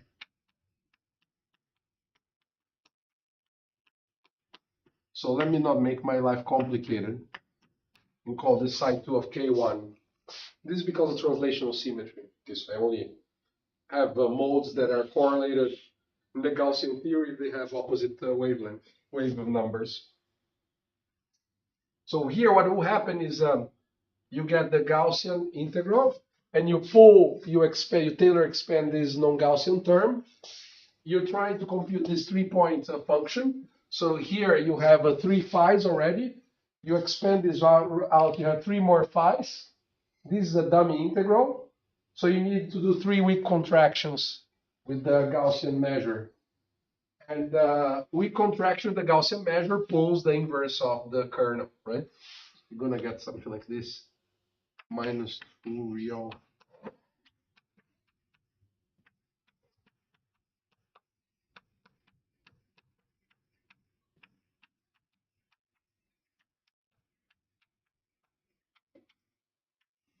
So you see that the computation of the Schwinger-Keldysh correlator is just a repackaging of the wave function coefficients. But related to Carlos' question, it's not exactly one-to-one because, for example, you don't see the imaginary part of the wave function coefficient. Okay? But there is you can play this game at 4 points, and the formula is a little bit longer. But in perturbation theory, as long as you're I just expanded to leading order in perturbation theory. I'm assuming that psi 3 goes like G, linear, and I'm doing expansion in G. Okay? Of course, loops. There will be classical loops if you wish, just loops of doing better this Gaussian integral. Okay? But at 3 level, which is what we're gonna have enough trouble with in these lectures, this is a almost one-to-one map between in and the wave function. Okay? So why do we care about the wave function if it's more or less the same thing? So there are 2 reasons, at least historically. One is that the wave function is much closer to what you would do in ADS. So here you're controlling the behavior of, let's say, the growing mode and measuring the response of the system in the form of the wave function. So the wave function, psi, is really the analog of what in ADS-CFT one would call the ADS partition function.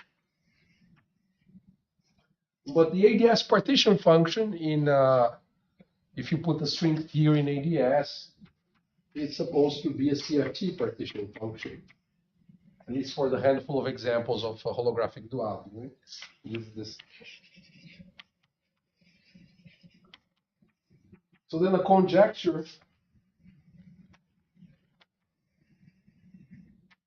is that maybe the wave function of the vacuum in a quantum theory of gravity in the Sitter space can be computed by the partition function of some CFT. Okay, where now these phi's that were just the amplitude of the growing mode that you're controlling, they act as sources in the CFT. Okay, so this was one of the motivations to. Now that being said, maybe if you're on a happy day, you'll see that there's one example of the CFT. There's this example, higher spin gravity, Aninus, Hartmann, Strominger. But there are not many, nothing that looks like Einstein gravity, for example. So this is not the reason why cosmologists would drop what they're doing and work with the wave function.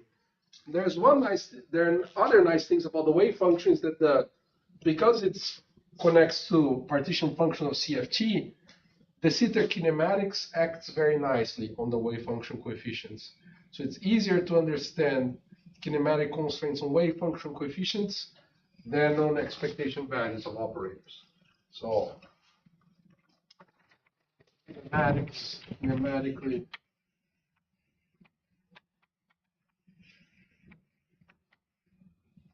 wave function is nice. And the other thing, for example, is that there are cosmological soft theorems. Yes. So for in-out correlator, often it's nice to know the analytic properties of the correlator that helps to calculating it. Here, for this in, I mean, you have this expression which is very much not analytic, a lot of real parts. And Yes. Is there a way to do we know anything about the analytics of these objects? We can help in calculating them or anticipating the properties. Yeah, that's the third approach, if you wish. That we play some with some toy examples. We learn the analytic properties of correlators or wave function coefficients, both of them, and we coupling. Then we postulate that it always works, and we push. So that to some extent works. And we thought that continuing this vein for the wave function was the right thing to do. And I have a student that Tom Westerdijk that his main project for the PhD was to compute this diagram here. Well, I can put as many legs as you want external. Important thing that is the one loop triangle. Okay. Actually, Grisha Korchemsky was important to motivate us to compute this triangle. So the wave function coefficient is still not known for this triangle. It's very complicated analytic structure. probably involve these things called hyperelliptics that people talk now in amplitudes. But the in correlator, the expectation value of fields that for which you have this one loop diagram in flat space in this phi cube type of example, not in cosmology. This can be written in terms of polylogarithms. So all the complicated stuff of the wave function cancels out when you do the psi squared, etc. So these real parts of the formula sometimes throw away some very complicated junk that doesn't affect the observable. And this is a bit against the amplitude philosophy. That this is the way we thought about this was this is like the cross section, so it's complicated, it involves psi squared and psi is cleaner. But this is not true upon further investigation. So my prior has been modified, especially over the past year. So, because people like Benincasa, Mastrolia, Brunello, the group of people that try to they found differential equations that I think maybe someone here also I don't remember everyone that was in that. There was a nice paper where people computed the differential equations that the wave function satisfies. And it was hard to write some analytic formula for it because it involves very fancy types of special functions. But these special functions just cancel out when you do the in correlator. This to me was a huge surprise. And, so anyway. Correlator and the wave function are related by this relation. Yes. But somehow the imaginary parts that you don't see in the formula sometimes carries a lot of junk that makes the wave function much harder to compute. And that's the main point of this analysis here. And how do you say kinematically the wave function is nicer? Because of this connection with CFT correlation functions. So the wave function coefficients have the same kinematic properties of expectation values of correlation functions of CFT primaries, for which a lot is known. Well, for the in correlators, it's not so straightforward, the translation. So the wave function is, well, so at least at tree level, it's definitely true that the wave function is a nicer object. The other thing is that there are soft theorems, cosmological correlators, soft theorems. They were a hot topic before this BMS stuff started in flat space. And then somehow it became old news. And then soft theorems became a hot thing in flat space. But I think a lot of the philosophy or the things that appeared for cosmological soft theorems have avatars in this new understanding of flat space soft theorems. And soft theorems are very simple to understand from the wave function. There's some simple word identities that the wave function coefficient satisfies. That's another example. Anyway, so I think I'm gonna stop. I mean, to actually compute the wave function coefficients, the only thing that changes is that there are only two propagators. You don't double the picture. So here, for the wave function, let's say you want to compute psi 4 and psi 3. So now you have only two types of propagators. One that propagates from the bulk to the boundary, and one that propagates from the bulk to the bulk. Okay, called bulk to bulk and bulk to boundary propagators. Here you have three of them, and here you have four bulk to boundary and one bulk to bulk propagator. So it's maybe you can say it's potato potato. It's not a huge difference from in, but at least at tree level they have slightly cleaner analyticity properties. So I'll illustrate that with this flat space toy model example. But let's do that next time. Guess we're all time. I am.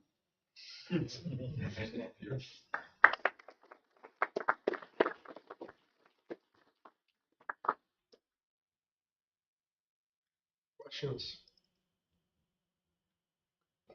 You get how when you compute, for example, psi 3, is it the same? You mean you're computing the So wave function with this 3 insertion of So now what you're doing is you're trying to do this by saddle point. So psi is e to the I s on some var phi classical. So now you're trying to solve the classical equations of motion with the boundary conditions that the field has some profile, what we call in phi here. And then you can solve the nonlinear differential equations with propagators. But these propagators are just a machine to compute the action on some classical solution. Okay? So it's a bit different than before. We were just we developed the perturbation theory to compute this time evolution operator. Here we developed some machinery to solve the classical equations of motion and compute the action of the theory. Notice that these are classical saddles. Otherwise, the wave function would be pretty boring. It would just be a phase. So they're complex saddles. Otherwise, mod psi squared is 1. It's important that these saddles have nothing to do with typical canonical quantization type of fields. They're just different saddles that satisfy these boundary conditions here. So now in the Gaussian theory, you can do it. We're going to do it next time. You can just find the solution that has these properties and you evaluate the classical action, no problem.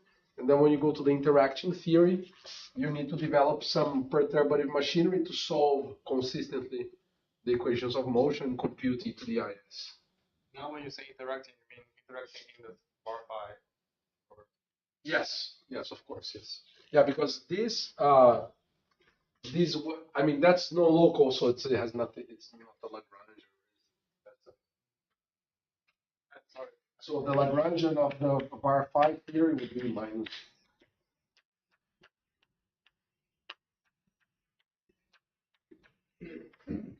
For example, the theory. So, why can we take the saddle only? What was the? Because we're working at tree level. So we're just we're just taking we're doing perturbation theory. So we're just trying to find the leading saddle to this wave function. Then of course you can try to develop one loop determinants and things like that to push things further. But you'll see, I think it's fair to say that the state of the art, even for the wave function, we know how to compute the bubble. We don't even know how to compute the triangle. We don't know zillions of things that are known. For example, we don't know if there's Passerino-Veltman decomposition. So at one loop for amplitudes, if you know the bubble, the triangle, and the box, you're done in 4 dimensions. You don't need to do the pentagon or the one loop diagrams. We don't even know if that's true. Actually, I don't even know if there's Passerino-Veltman for 3-level correlators, wave function coefficients in the Sitter space. In flat space, there is some hope, but for actually, I take it back. In flat space, I'm not sure there is hope because the triangle is some nasty function. So it's not clear to me that you get the same nasty function as you make the one loop diagram more and more complicated. So we know very few things. So we're going to have enough trouble computing this at 3 level. Another way of saying it. About the conjecture to wave function and the visual function. If I look at the equation at the bottom, it feels like it's the integral of d phi times modulus of psi squared that should become the continuous function. Yes. And you are respecting psi equals z. Yes. Which one is the correct one? You mean you take a CFT partition function, then the partition function where the value of the field is a source gives you the wave function, but the wave function doesn't give you observables. Then you need to do a further path integral over the sources to get expectation values, like physical observables. This would be mod z squared.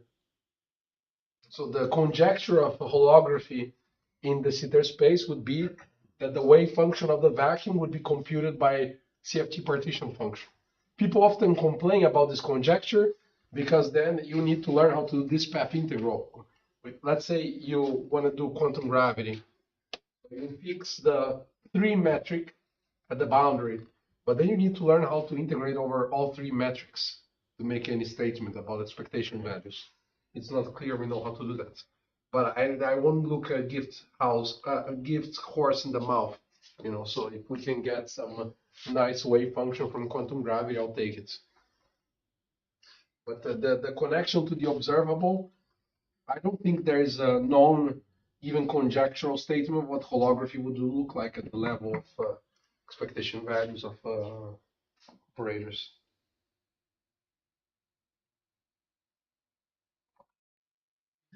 The wave function quite natural contribute to computing this stuff. There's not an in-out observable. Then you square to get an in. Yes.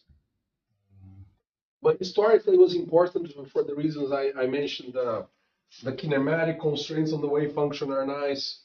It connects nicely to CFT correlation functions. I agree that in the quantum gravity, if you think about quantum gravity, then it's natural to actually look at that object because in-out observable then make more sense than. Yes, but I guess that the proposal of Hartle and Hawking is that in quantum gravity, there's sort of a preferential state in which when the universe is big enough, the correlation functions should more or less look like correlation functions of that state. And because you could ask, where's the Hilbert space in the Hartle-Hawking proposal? Hartle-Hawking proposal is about building A states. And the idea is that when the universe is big enough, it's more or less on its vacuum or its most natural state that is given by this psi.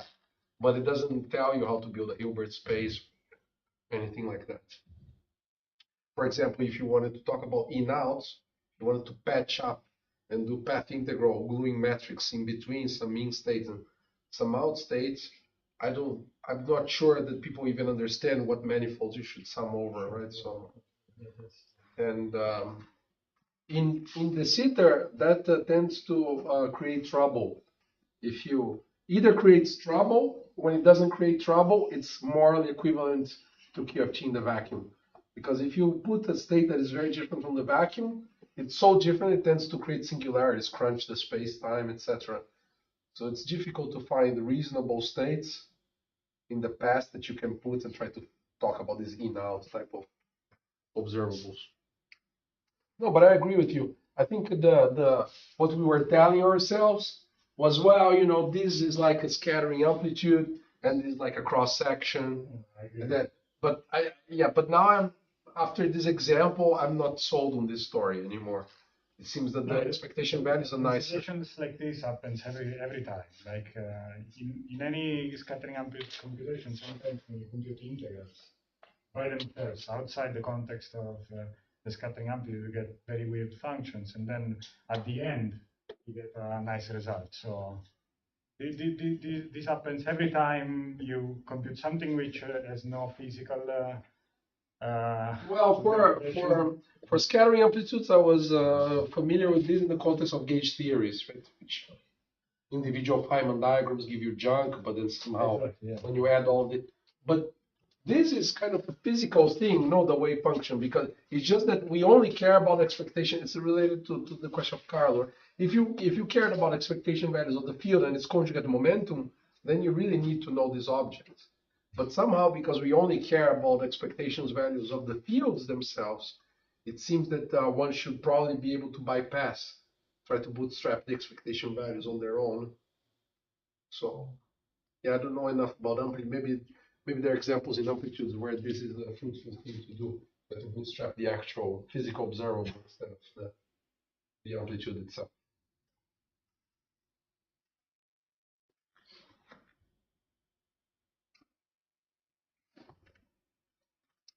More questions? So if not, thank you, Guilherme.